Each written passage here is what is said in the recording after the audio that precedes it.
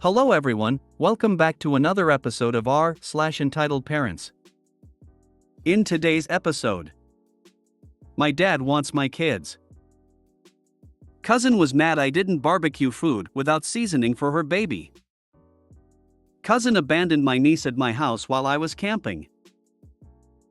Before we get started, make sure to subscribe so you will never miss a video. So let's get started. My dad wants my kids. So I 27F am no contact with my dad and have been for about 5 years. I had him blocked on everything except email until a few weeks ago. I never check my email, but on a whim I was looking through and stumbled on an email he sent me a little over a month ago. In the email he basically demanded that I talk to him and work out our differences. He essentially talked to me like I was 10 and he can just order his way back into my life. Then in the same email he threatened me saying if I don't speak to him he's going to take me to court for grandparents' right to get access to my kids. On one hand I'm floored and so shocked that he thinks talking to me that way will make me want him back in my life. But on the other hand it's hilarious because I don't have any kids. Nor do I want them. What a clueless, useless, garbage person. Edit to add. I'm thinking he's assuming I have kids because I was engaged when I cut contact. Edit 2. Thanks everyone for the support. Y'all rock. I decided not to reply, but I'm saving the email in case I ever need it. I'm not going to encourage him to take me to court, but if he does I'll absolutely update. I hope he does take you to court for grandparents' rights. I want to see the judge's reaction to his demand for grandparents' rights to see kids that don't exist. Bonus points if you show up to court with a bunch of pets and tearfully be like, Your Honor, he's never shown any interest in Mr. Buttons before now. Not even when he was seriously ill as a kitten. And now he threatens me to see his grandcat. Oh my gosh. I don't usually encourage wasting time/money with courts and crap, but this is a fantastic idea and will absolutely show your dad and the rest of the world what a total piece of shit he is. Ha ha ha ha. I'd probably answer with a "I'll see you in court." It would be hilarious if he actually tried it. Let him take you to court. Watch the judge's face light up with fervent glee. Read, incredulous fury, when discovery reveals that he demanded access to children that don't exist. Because that's just what hypothetical children need, a douchebag who's so entitled that they don't bother to check and see if the children they allegedly want access to even exist. If I were you, I would hope he does sue. Counterclaim for the attorney fees, and when his attorney shows up to tell the judge how caring he is, how cruel you are, and how he just wants access to the grandchildren he loves so much, let your attorney point out that this caring, engaged, loving man is full of shit. Because these grandchildren he's so worked up about don't exist. And then ask the judge for a restraining order and legal fees. Cousin was mad I didn't barbecue food without seasoning for her baby. On the weekend immediately after July 4th, I hosted a family barbecue. My slightly older cousin in her mid-30s had told me that she was not coming a week in advance. Then about 2 hours before the event, she changes her mind and tells me she will be coming with her husband and her 1.5F baby. This wasn't a problem because we bought enough food for there to be lots of leftover. While we were there, my husband and I were slaving away in front of 3 BBQs in the yard to cook for a group of 24 people plus 1 baby. We didn't have time to take a break or go inside with everyone else. They were inside because it was raining. During this time, my cousin or her husband constantly came over to complain about our food. They were the only ones who complained food was too salty. Everyone else who came over to speak with us loved and devoured the food. After the Wagyu tomahawks were served, my cousin came over again. This time her face was red and she was livid. It was red from anger and not drinking. She's a non-drinker. She started complaining that we should have known better that her baby couldn't eat such salty foods. And that we should have made separate food for them unseasoned. I told her that there was no way we could have done that. We already bought all the food we needed beforehand. Everything was seasoned or dry brined ahead of time. I suggested giving her a big bowl of water so she could try washing off any seasoning before feeding her baby, but she said that wasn't good enough. That's when her husband showed up and suggested that I go to the butcher and buy another tomahawk and come back.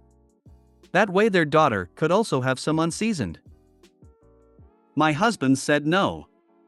We weren't wasting time, gas and money on a 1.5-year-old. Even if we did, she obviously would not have been able to finish an entire steak. I just don't understand what changed. She was never like this before she had her kid. Now she expects the world revolve around her kid. Is this something that involuntarily happens to a large percent of new parents? I would have told her it was rude to change an RSVP to yes less than 2 hours before the event. I think this is the bigger problem. You can't expect baby food available if you don't request it. Especially with this time window. Cousin, you said you couldn't come to the barbecue, so we planned accordingly. You changed your minds and rudely only gave us 2 hours notice that you would be here. Everything was already prepped and seasoned. You should have planned accordingly and brought something for your child to eat. Surely there are enough side dishes here that your child can eat. I suggest you get off your high horse and find something suitable. If the food is that bad, you can always go home and cook your own food. Seem like steak would not be the best for a 1.5-year-old anyways. Those parents are nuts. I think it was the parents that wanted to take home the leftovers. Her lack of planning is not your problem.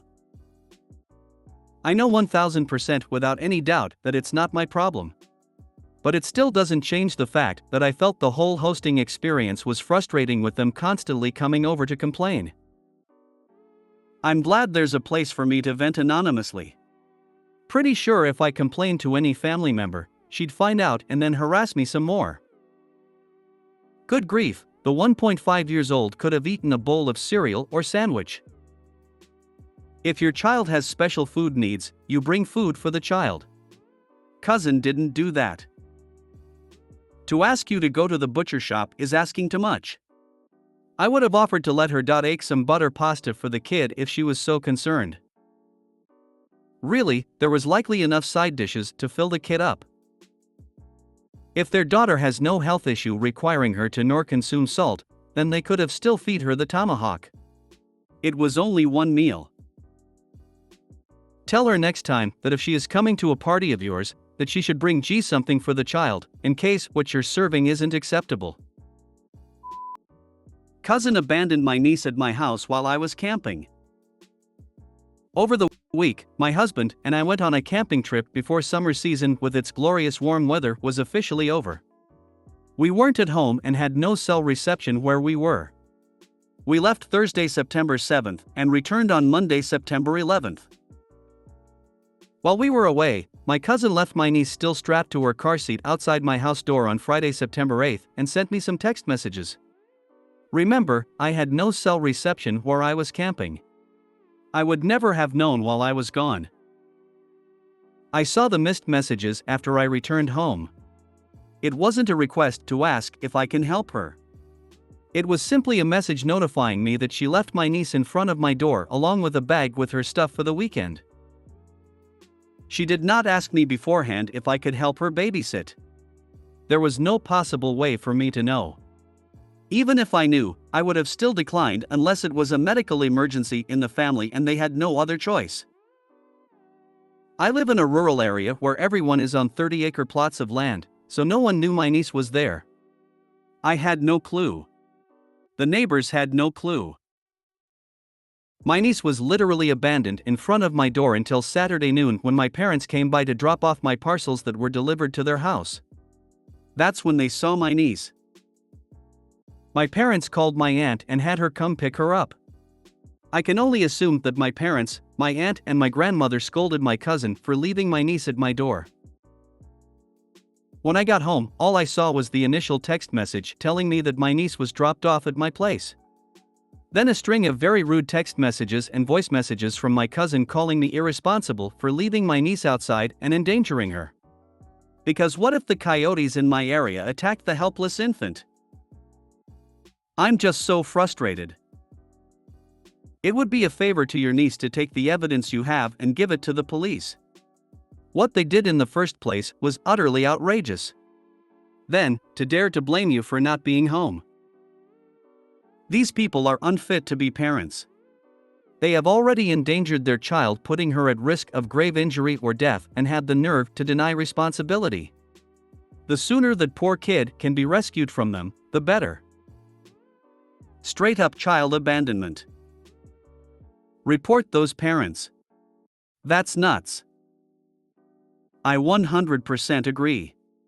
Talk with your parents about if anyone in the family can take the kid, because foster care is iffy a lot of the time. Family can still be a good route for upbringing. Then call CPS showing the texts and help make arrangements. That child could have died. What if your parents hadn't come by? Report the kid's parents. If you made it to the end of the video, thanks for watching. Don't forget to like, subscribe and share, and we will see you in the next video.